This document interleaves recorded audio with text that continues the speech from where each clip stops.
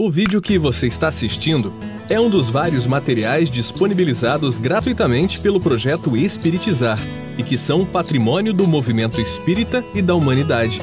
Na descrição do vídeo, você encontra a indicação de outros materiais relacionados a este assunto.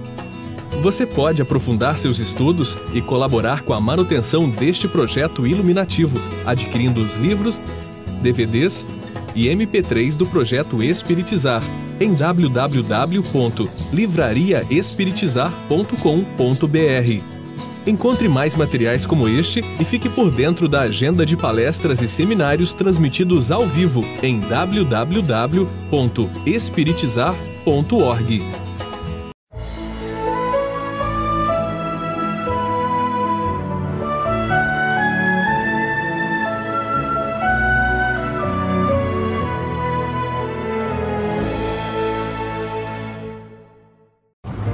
Olá, seja bem-vindo ao programa Espiritizar. Como acontece a melhor recepção dos fluidos? É necessário que realizemos algum tipo de mudança? É o que nós veremos na videoaula de hoje, com Alírio de Cerqueira Filho. Olá, estamos juntos novamente para mais uma videoaula sobre fluidoterapia espírita. Na videoaula de hoje nós trabalharemos a recepção de passes. Nós veremos nesta videoaula as condições imprescindíveis para a recepção eficiente e eficaz dos fluidos salutares oferecidos durante o serviço de passes. Inicialmente vamos refletir sobre a energia mental na recepção de passes. Recordando a questão da energia mental. Toda a energia mental começa nos nossos pensamentos, sentimentos e vontade.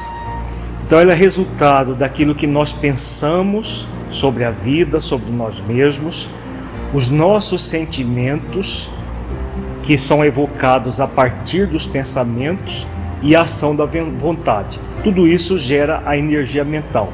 Por que a energia mental é tão importante na recepção de passes?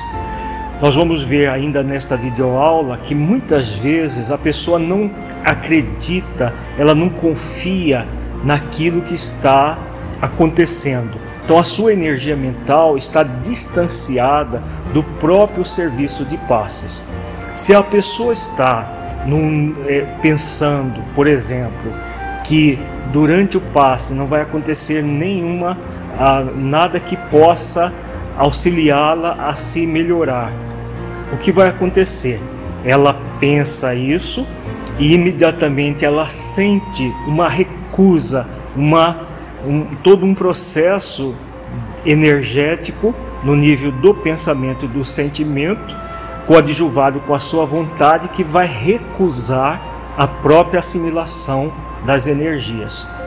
Então é fundamental para que a pessoa receba bem as energias que vão ser transmitidas no passe, que ela pense na sua melhoria, que ela pense em Deus, que ela entre no estado de oração, para que ela evoque sentimentos que sejam realmente benéficos a ela mesma, assessorando a sua vontade no sentido da cura.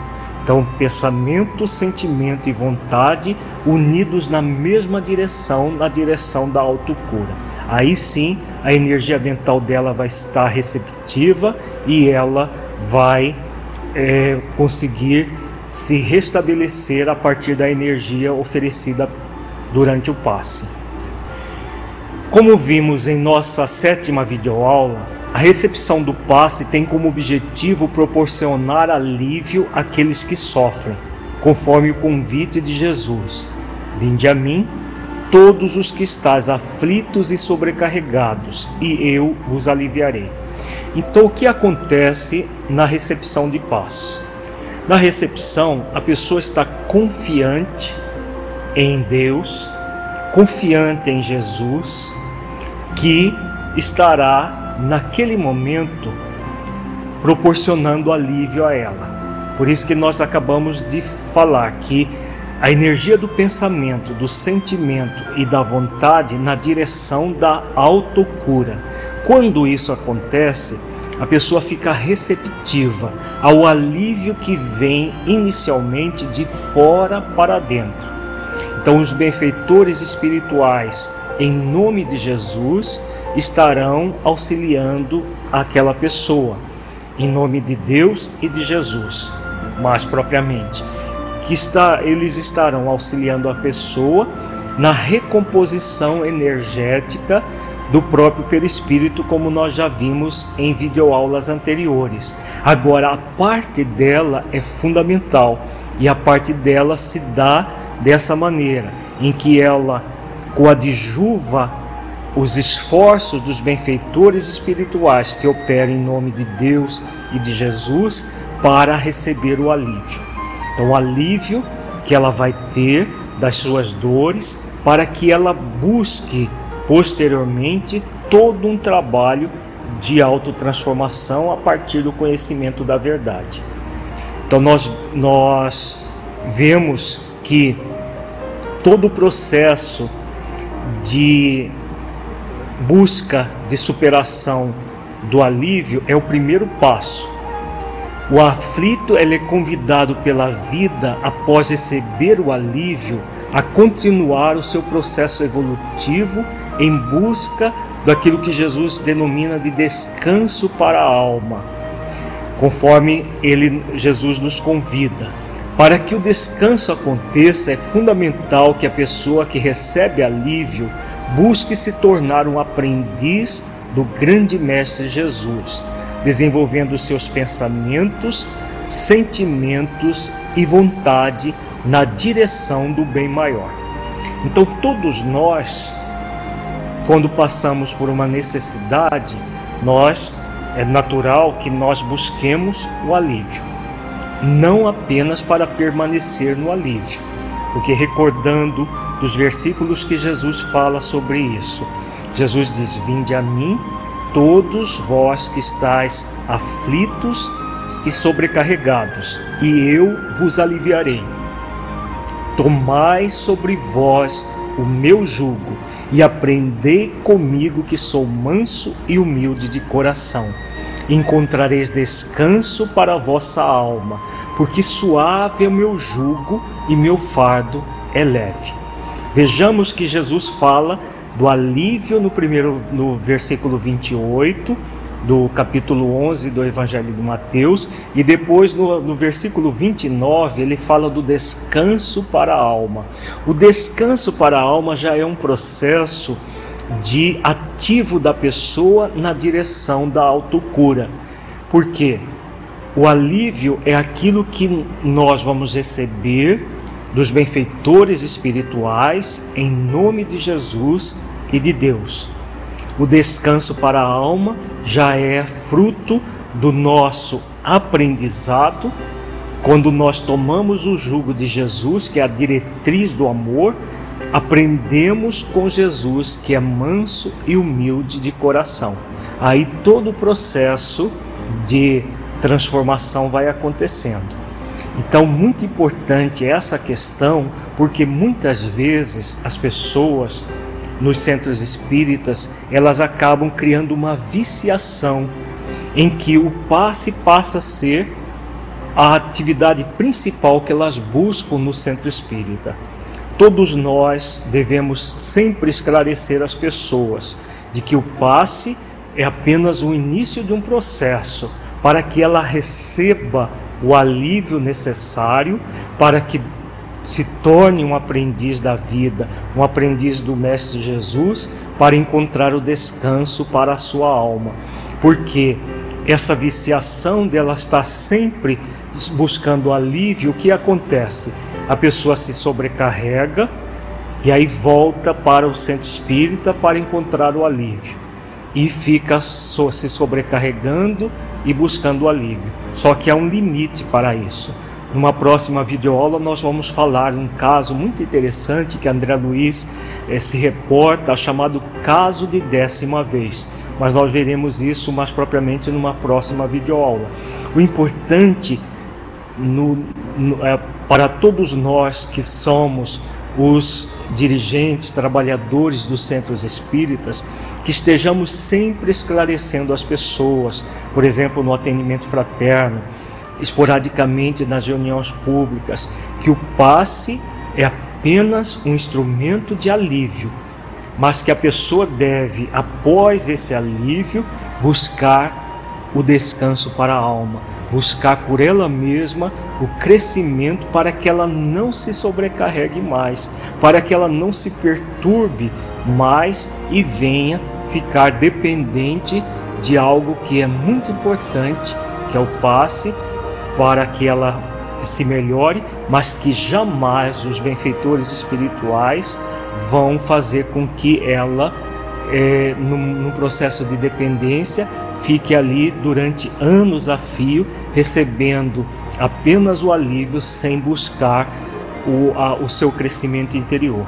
Nenhum benfeitor espiritual se coaduna com esse tipo de processo, e nós encarnados temos o dever de esclarecer as pessoas acerca disso, para que elas não se sintam dependentes do trabalho de passes. É importante nós lembrarmos que as doenças são mecanismos de alerta, convidando o indivíduo a transmutar as suas deficiências pelo exercício do amor, da mansidão e da humildade de coração.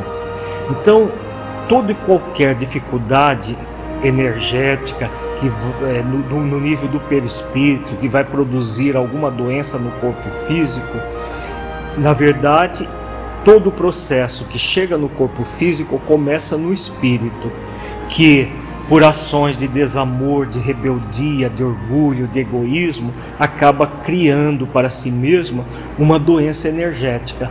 Então, todo o processo de cura real, ele não é um processo que vai acontecer de fora para dentro, mas sempre de dentro para fora.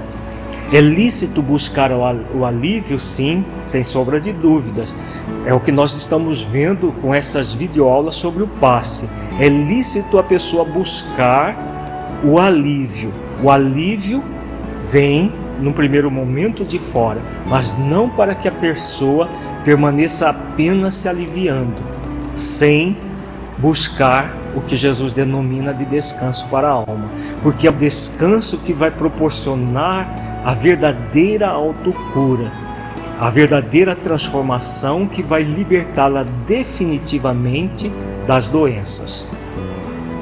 Vejamos agora a questão da fé e a recepção de passes. Por que a fé é tão importante no trabalho de passes, quando tanto para quem oferece o passe, quem ministra o passe, quanto quem recebe? No livro Nos Domínios da Mediunidade, de André Luiz, no capítulo 17, intitulado Serviço de Passes, André Luiz relata: o ministério de cura, porém, a desdobrar-se eficiente e pacífico, reclamava-nos atenção. Os doentes entravam 2 a 2, sendo carinhosamente atendidos por Clara e Henrique, sob a providencial assistência de Conrado e seus colaboradores.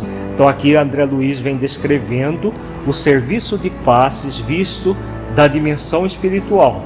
Clara e Henrique são 2 médiuns encarnados, que nós já vimos em videoaulas anteriores, e o Conrado é o espírito mais categorizado, que é o maior especialista no assunto dos que estavam ali coadjuvando os 2 médiuns no trabalho de passes dentro de um centro espírita. Continua André Luiz: alinhando apontamentos, começamos a reparar que alguns enfermos não alcançavam a mais leve melhoria. As irradiações magnéticas não lhes penetravam o veículo orgânico. Registrando o fenômeno, a pergunta de Hilário não se fez esperar. Por quê? Falta-lhes o estado de confiança, esclareceu o orientador. Será então indispensável a fé para que registre o socorro de que necessitam? Uma pergunta que André Luiz faz a Aulus. Então vejamos na observação de Hilário e André Luiz, as pessoas não recebiam a melhoria, elas não alcançavam mais leve melhoria. Então por quê? Porque as irradiações magnéticas não lhes penetravam o veículo orgânico. E aí vem a pergunta: é necessário que haja fé para que as irradiações magnéticas penetrem no corpo fluídico e no corpo físico? Vejamos a resposta de Aulus. Assim, em fotografia, precisamos da chapa impressionável para deter a imagem. Tanto quanto em eletricidade, carecemos do fio sensível para a transmissão da luz. No terreno das vantagens espirituais, é imprescindível que o candidato apresente uma certa atenção favorável. Essa atenção decorre da fé.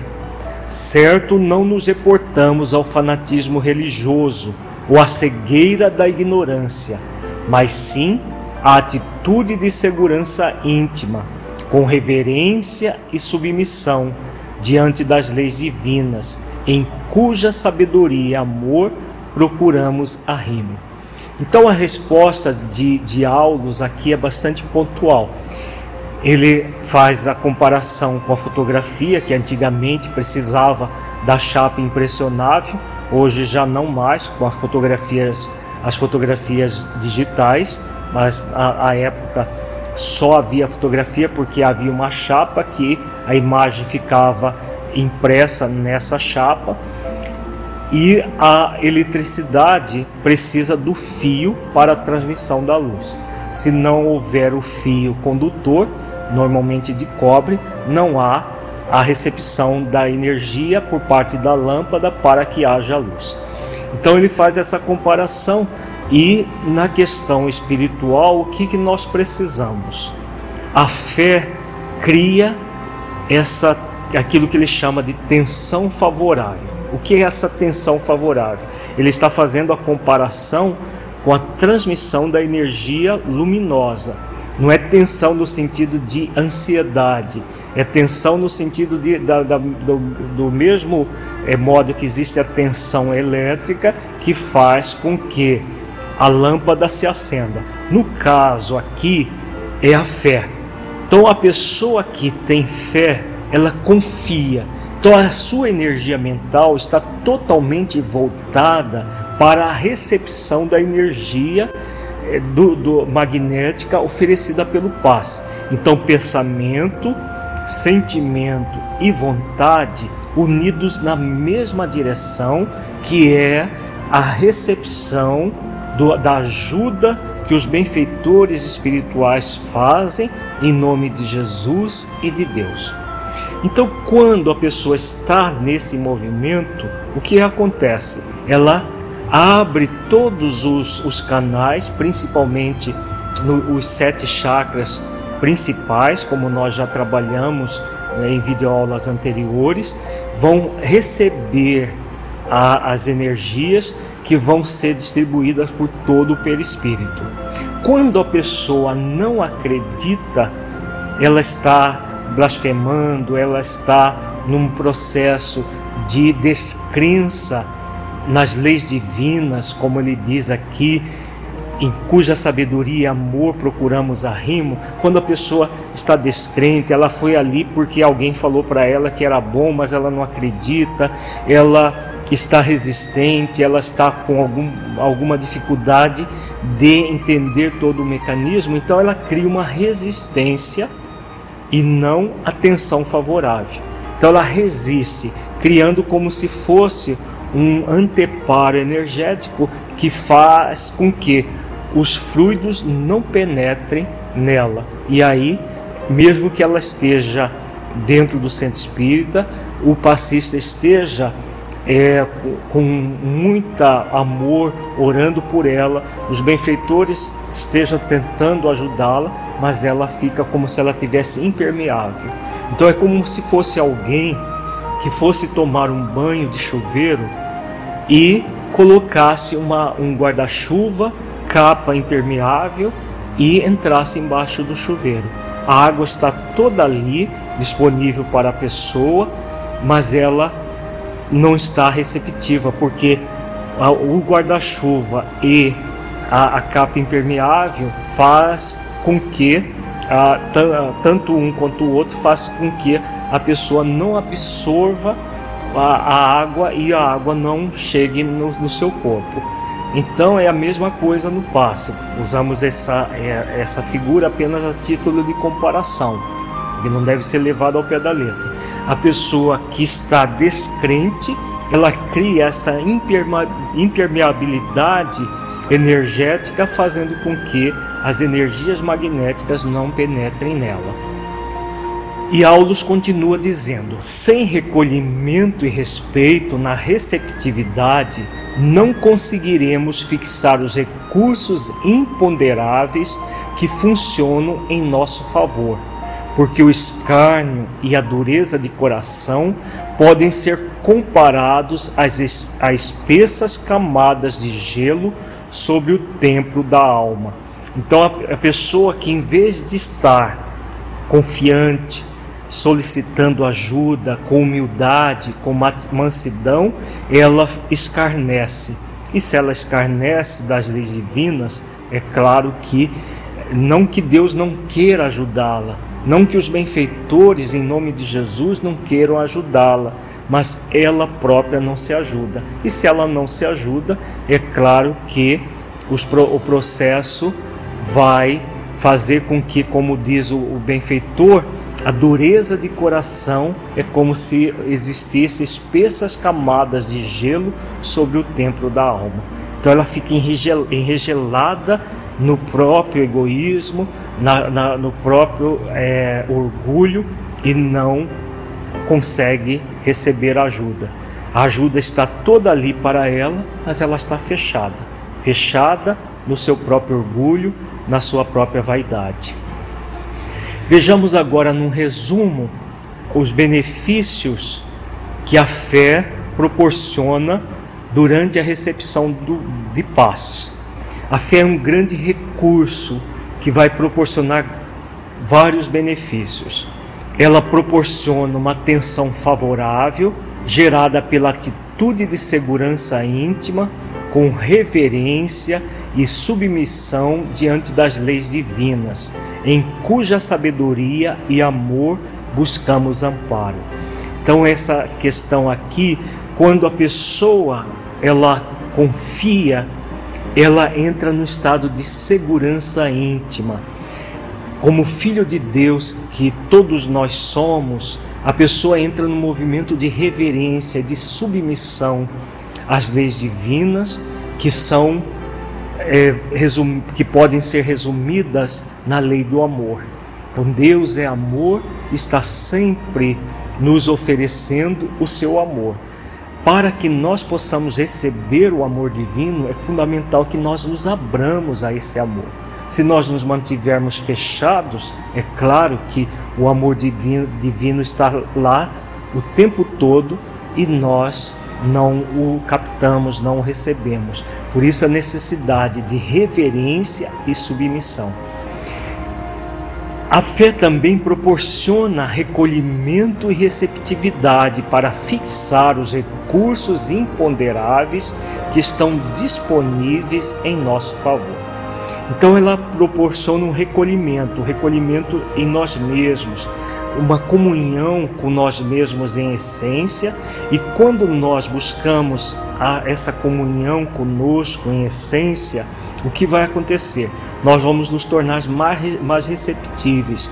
Os nossos próprios centros de força, os nossos chakras se abrem, particularmente o 7º centro de força, que é o chakra da transcendência, que nos gera a entrega a Deus.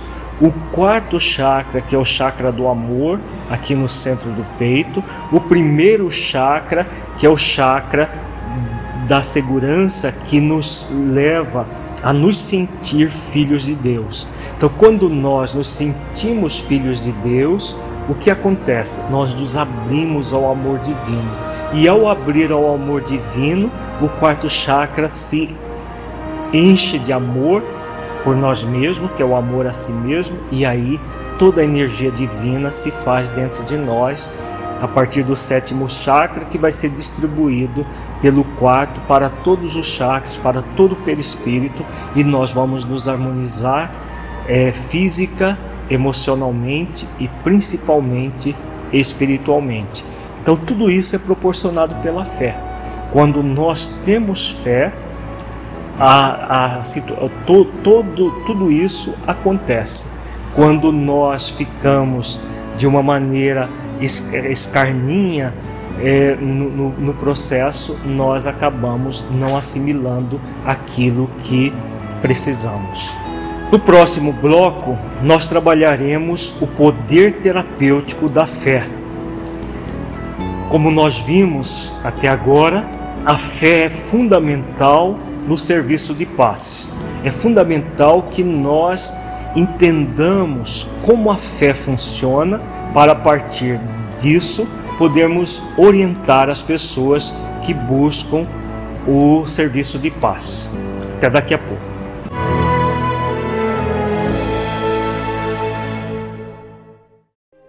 Para que um rio seja caudaloso e forte, é preciso que tenha margens seguras para conduzi-lo. Para que uma flor desabroche, é preciso antes que ela tenha a sustentação vigorosa da planta. Para que sejamos pessoas de bem, é preciso nos qualificar, humanizar, para espiritizar. Projeto Espiritizar. Acesse o nosso site e saiba mais. www.espiritizar.org.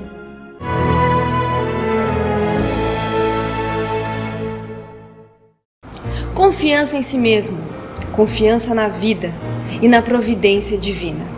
Continuamos agora com o facilitador Alírio de Cerqueira Filho e o poder terapêutico da fé. Vejamos agora o poder terapêutico da fé. Etimologicamente, a palavra fé vem do latim fides, a mesma que originou fidelidade. Então, a fé tem a ver com a fidelidade. Fidelidade a quê? Fidelidade à nossa consciência. Nós podemos até colocar um adjetivo, fidelidade consciencial. O que é fidelidade consciencial? Na questão 621 de O Livro dos Espíritos, Allan Kardec pergunta: onde está escrita a lei de Deus? E os benfeitores respondem: na consciência. Então todos nós trazemos na nossa consciência as leis divinas. Então fidelidade, fé, que veio da palavra fides, a mesma que originou fidelidade, é esse movimento de irmos ao encontro das leis divinas íncitas em nós. Então quando nós estamos falando de fé, não é uma crença pura e simplesmente. Fé, dentro da visão espírita, é um processo de convicção. Qual é a diferença entre crer e ter convicção? A pessoa que crê é uma pessoa que simplesmente alguém falou para ela, por exemplo, que tal coisa é assim. Aí ela acredita naquilo. Vem uma outra e fala que tal coisa não é assim, é assado. Aí ela já muda a sua crença. Crenças nós podemos mudar a qualquer momento.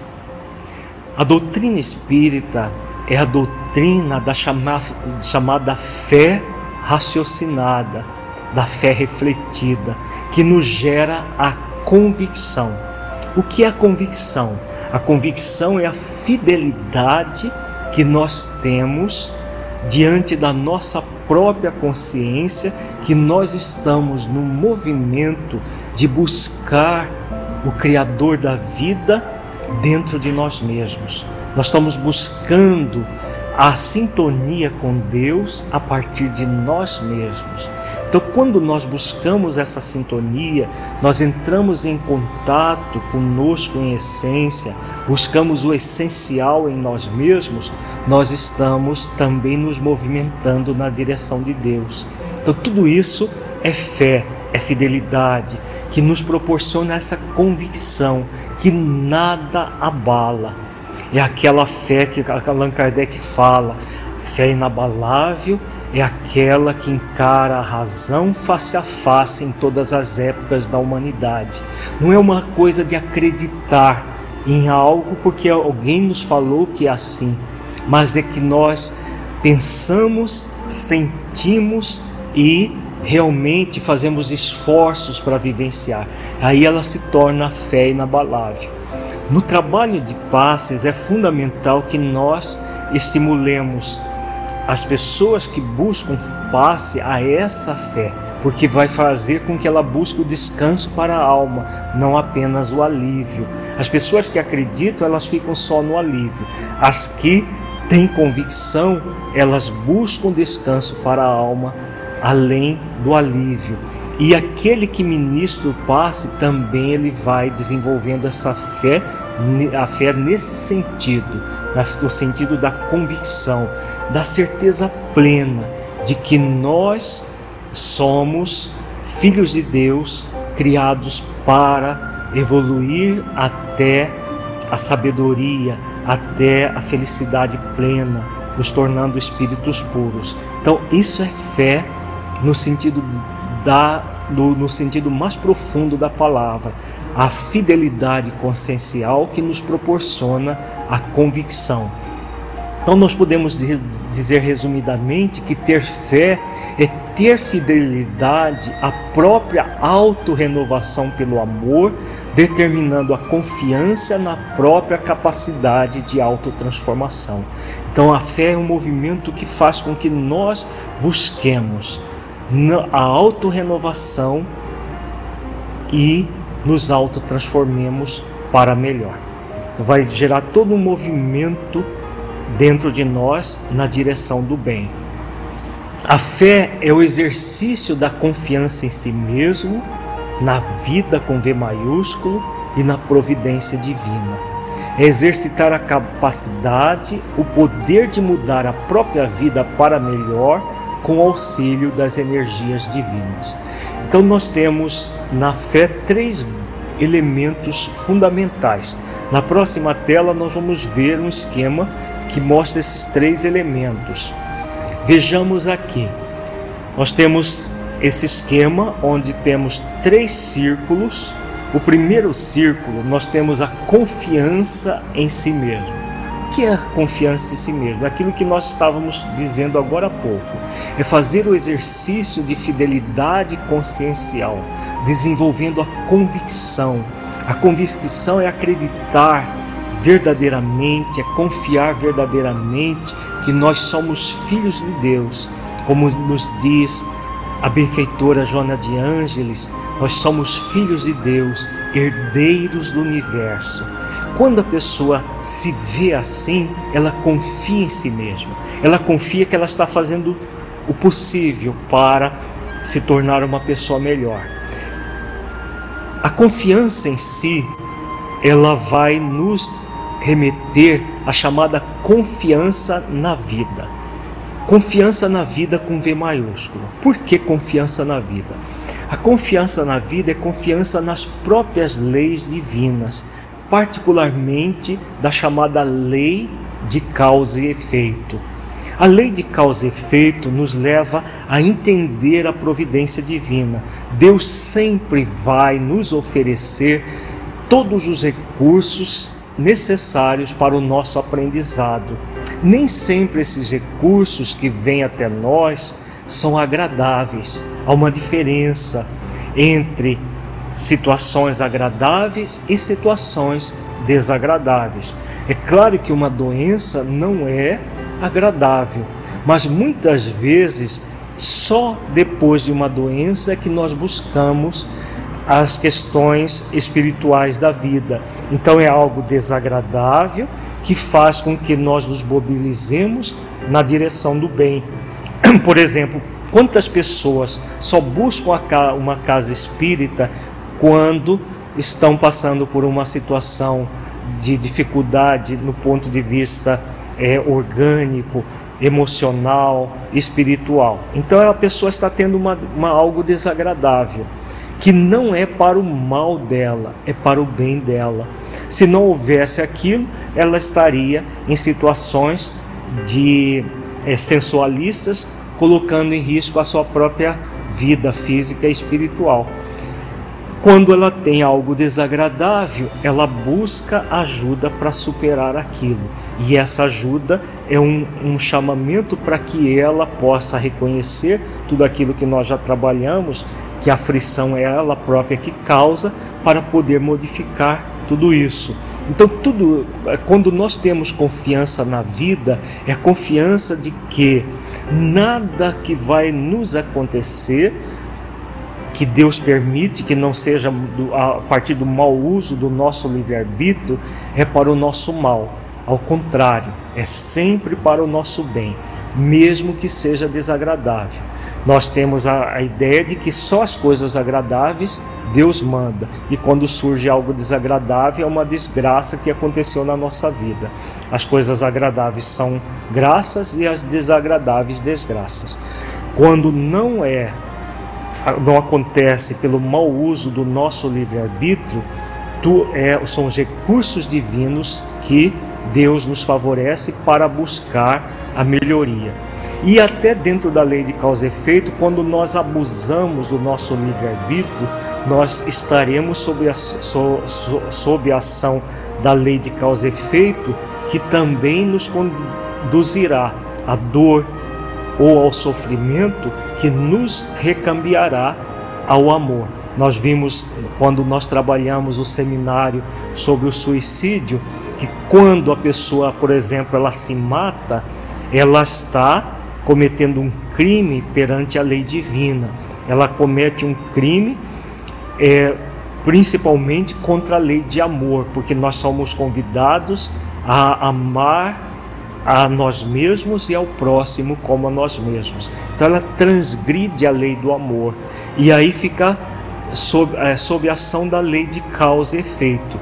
Ela cria, a partir da causa, que é o suicídio, um efeito para si mesmo extremamente sofrido. Mas para que serve esse sofrimento? Para que ela retorne ao amor de onde ela não deveria ter se afastado. Então, ter confiança na vida é ter confiança nisso tudo.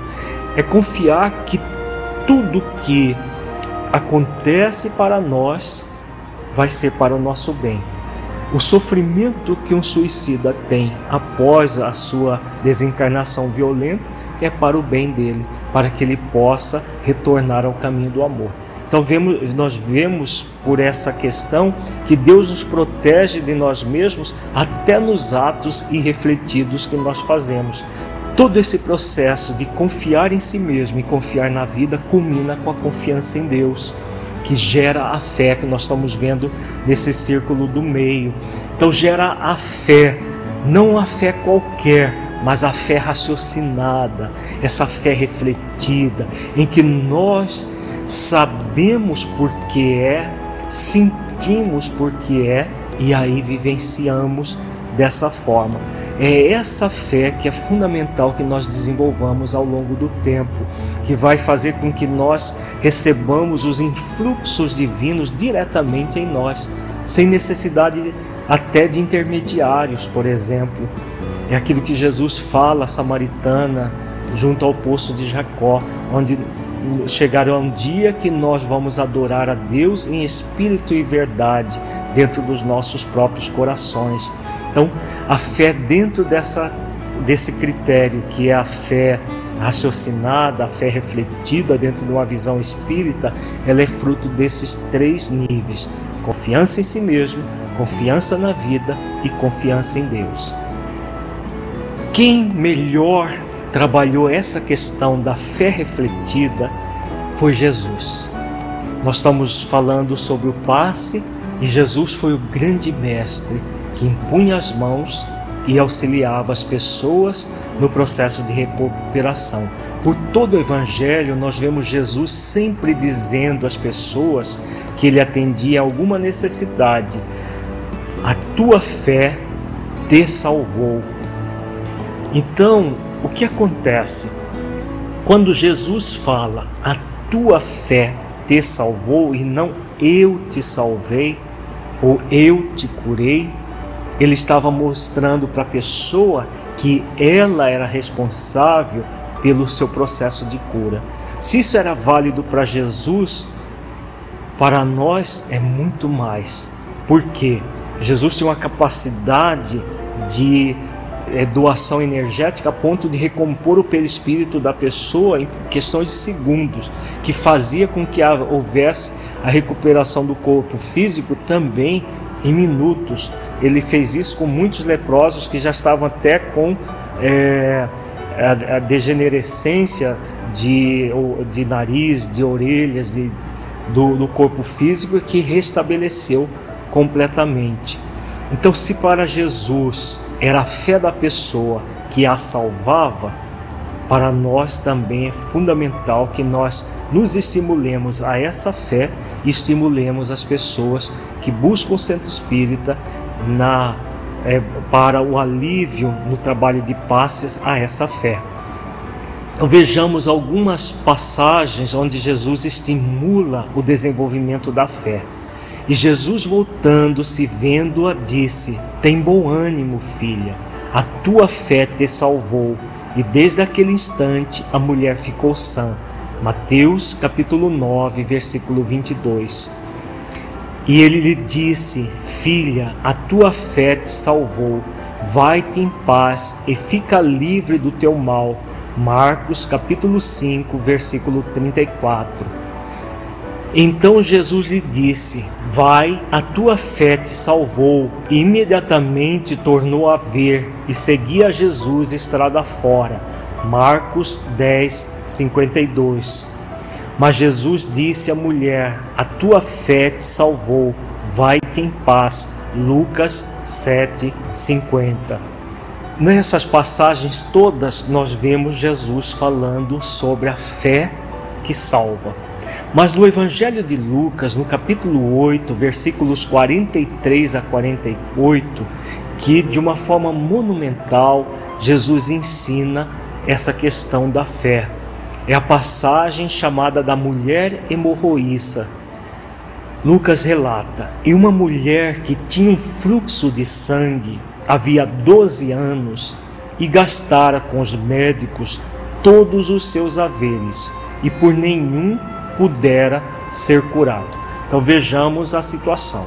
Uma mulher com uma hemorragia uterina de 12 anos, que havia gasto tudo com os tratamentos da época e não tinha conseguido a cura. Hoje, em pleno século XXI, os médicos, de um modo geral, quando a mulher tem um sangramento nesse nível, eles sugerem que ela retire o útero como um processo de cura. Na verdade, não é uma cura, é simplesmente a retirada do órgão que está sangrando, porque a medicina ainda não evoluiu para tratar as questões energéticas que geram esse fluxo sanguíneo dessa forma.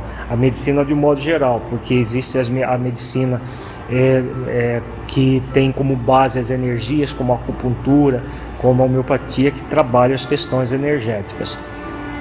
E Lucas continua: chegando por detrás dele, tocou na orla da sua veste, e logo estancou o fluxo do seu sangue. Então a mulher chega por trás de Jesus e só toca na roupa dele, e imediatamente o fluxo de sangue, que havia 12 anos ocorria, cessou. E disse Jesus: quem é que me tocou? E negando todos, disse Pedro e os que estavam com ele: Mestre, a multidão te aperta e te oprime, e dizes: quem é que me tocou? Então nós vemos aqui o cenário. A mulher chega, toca na veste de Jesus, fica imediatamente livre do seu fluxo de sangue, e Jesus, para nos legar uma lição, porque com certeza ele sabia muito bem quem o havia tocado, mas para nos legar essa lição fantástica, fabulosa, ele pergunta a Pedro quem é que havia lhe tocado, porque alguém havia lhe tocado de forma diferente. E Pedro, como um homem rude, um pouco irritadinho, ele vem e redargui a Jesus. Tem uma multidão que está apertando e oprimindo o Senhor e ainda quer saber quem é que lhe tocou. É como se ele dissesse, como que eu vou saber se tem uma multidão lhe tocando? E aí Jesus dá uma lição fabulosa. E disse Jesus: alguém me tocou, porque bem conheci que de mim saiu virtude.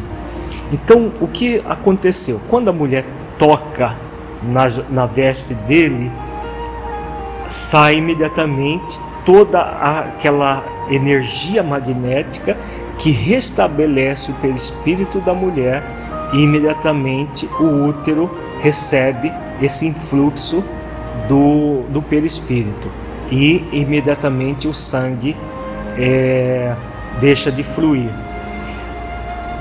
O que acontece ali é o poder da fé dela absorvendo a energia que Jesus chama de virtude. Claro que Jesus sabia quem havia tocado, mas ele nos lega essa lição, porque se ele não tivesse falado nada, a mulher simplesmente iria embora, e ele havia realmente a ajudado, e nós não estaríamos estudando essa passagem importantíssima para todos nós. E aí a mulher vem e fala. Então, vendo a mulher que não podia ocultar-se, aproximou-se tremendo, e prostrando-se ante ele, declarou-lhe diante de todo o povo a causa porque lhe havia tocado e como logo sarara. Então aqui a mulher vem e fala que ela não podia ocultar-se. Por que ela diz isso? Uma mulher tocar em público num homem era motivo até de apedrejamento, dependendo da mulher. E ela aproximou-se tremendo e prostrando-se ante ele. Então é como se ela fizesse uma súplica. Claro que ela sabia que Jesus era um homem bom, mas aquilo na sociedade da época era uma coisa inconcebível. Uma mulher tocar num homem, ainda mais sem a permissão dele. Então ela declarou-se ali responsável por aquele toque, E por que ela faz isso? Para poder receber de Jesus, entre aspas, a clemência. É claro que Jesus jamais faria qualquer coisa com ela. Agora, importante nessa questão da mulher hemorroíça é por que só para ela saiu virtude de Jesus. Como disse Pedro, havia uma multidão apertando Jesus, tocando Jesus. Vamos fazer uma reflexão, será que naquela multidão não haviam outras pessoas doentes, talvez até com doenças mais graves do que dessa mulher? Será que não havia outras pessoas com problemas emocionais, físicos de um modo geral? Claro que com certeza havia. Mas por que só uma captou as virtudes de Jesus? Captou as suas energias magnéticas e imediatamente se curou, como nós estamos vendo no texto de Lucas. Na próxima tela nós vamos ver a resposta. E Jesus lhe disse: tem bom ânimo, filha, a tua fé te salvou, vai em paz. Então, qual é a diferença dessa mulher para as demais pessoas? Enquanto que as demais pessoas estavam tocando em Jesus, esperando que ele resolvesse o problema delas, a mulher não. A mulher estava num movimento no nível da energia mental, como nós vimos inicialmente, todo o seu pensamento, todo o seu sentimento e a sua vontade direcionada ao processo da cura. A confiança que ela conseguiria era muito grande. Então, confiança em si mesma. A confiança na vida de que ela receberia da providência divina todos os recursos necessários para se curar. E a confiança em Deus, sabendo que Jesus realizava essas curas, ela vai até ele. Mas ela vai até ele não como os outros estavam junto dele, mas como uma pessoa que estava realmente mobilizando o seu potencial de autocura, e ao mobilizar o seu potencial de autocura, ela recebe o influxo energético de Jesus, que ele chama de virtude, e todo o processo de cura se dá instantaneamente. E Jesus fala: tem bom ânimo, filha, a tua fé te salvou, vai em paz. Percebamos que Jesus, ele não está falando de cura, ele fala de salvar. O verbo salvar tem muita diferença do verbo curar, porque toda cura ela é transitória em si mesma.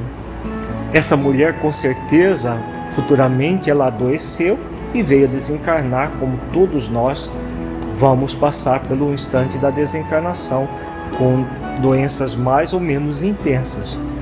Agora, a salvação é exatamente aquela fé raciocinada, aquele processo que mobiliza toda a nossa energia na direção da cura.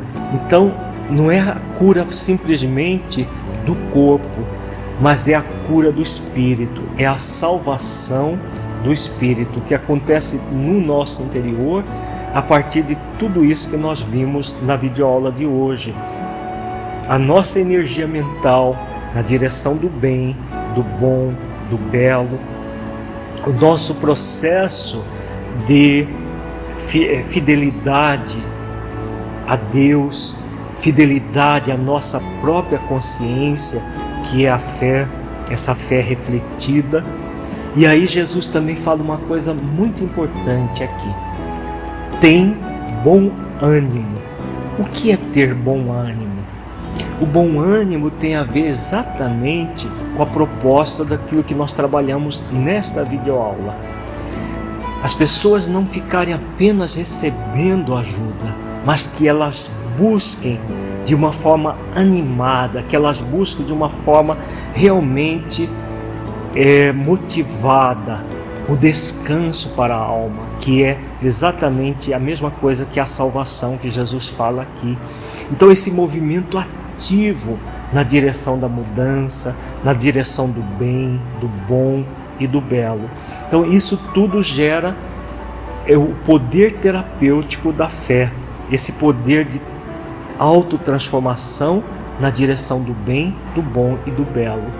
O passe nada mais é do que um recurso a mais para que nós possamos receber o alívio, e depois desse alívio, com bom ânimo, como Jesus diz à mulher hemorroíça, a ex-mulher hemorroíça, melhor dizendo, para que ela tenha bom ânimo e ela prossiga com fidelidade consciencial na direção do bem, do bom, do belo, da harmonia, do equilíbrio. Finalizando esta videoaula, é muito importante que nós reflitamos enquanto dirigentes e trabalhadores espíritas, em tudo aquilo que nós conversamos nesta videoaula. Porque muitas vezes o que nós temos nos centros espíritas, na verdade, é resultado dos seus próprios dirigentes e trabalhadores. Há uma onda nos centros espíritas, principalmente nos nossos dias, de trabalhos especiais de cura, disso, daquilo, muitas vezes voltados apenas para um processo de fora para dentro, como se a cura acontecesse de fora para dentro. Nós estamos vendo desde a nossa primeira videoaula que o processo de cura, o processo de recepção das energias magnéticas no passe é um processo, na verdade, que começa no interior da criatura. Nós acabamos de ver com os textos evangélicos que todo o processo começa no interior da criatura e não de fora para dentro. Então é fundamental que nas nossas casas espíritas nós estimulemos as pessoas a esse processo de busca interior, jamais de criar dependências de tratamentos dessa ou daquela maneira, do simples passe, que na verdade toda casa espírita deve ter o serviço de passes pura e simplesmente, exatamente para não criar dependências nas pessoas. Muitos centros espíritas estão se sofisticando em trabalhos de cura, de chamados de cura, que na verdade criam muito mais dependência nas pessoas do que propriamente o alívio. E claro, se o alívio é comprometido, o descanso para a alma fica mais comprometido ainda. Então é fundamental refletir todas essas questões. O objetivo desta videoaula era principalmente trabalhar isso para que nós possamos realmente ser instrumentos úteis dos benfeitores espirituais com fidelidade consciencial ao programa de Jesus para a humanidade, como filhos de Deus que todos nós somos. Muita paz a todos e até uma próxima videoaula. Agradecemos a sua companhia. Para saber mais sobre o projeto Espiritizar, acesse o nosso site www.espiritizar.org. Nos vemos na nossa próxima videoaula. Até lá!